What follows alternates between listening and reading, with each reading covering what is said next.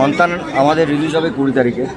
এটা wonderful combination তো বটেই, যে মিঠুনদা এবং তার সঙ্গে আমার আরও যারা 3 জন আছেন আমার খুব প্রিয় অভিনেতা, ঋত্বিক তো অবভিয়াসলি, তার সঙ্গে শুভশ্রী এবং অনুশ্রুয়াদি।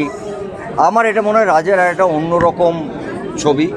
আমি কালকে দেখা হয়েছিল, আমি বলছিলাম যে আমরা আগে এক সময় যে ধরনের ছবি করতাম পুরো ফ্যামিলি ওরিয়েন্টেড, রাজের নিশ্চয়ই অ্যাকশন প্রেমের ছবি করেছে, এরকম ফ্যামিলি ড্রামা আমি আগে দেখিনি। I was very excited. আর মিঠুনদার সম্পর্কে আমার বলার সাহসই নেই, কারণ আমি মনে করি ভারতবর্ষের অন্যতম কয়েকজন অভিনেতার মধ্যে মিঠুনদা। Thank you. হ্যাঁ বলো কি বলে দেন না নিজের মতো। আমার মনে হয় যে এবার এই ডিসেম্বরের সিচুয়েশনটা নর্মালি যেরকম পুজোয় হয় সেরকম হয়েছে। আমি চাই 4টে বাংলা ছবি দারুণ করুক।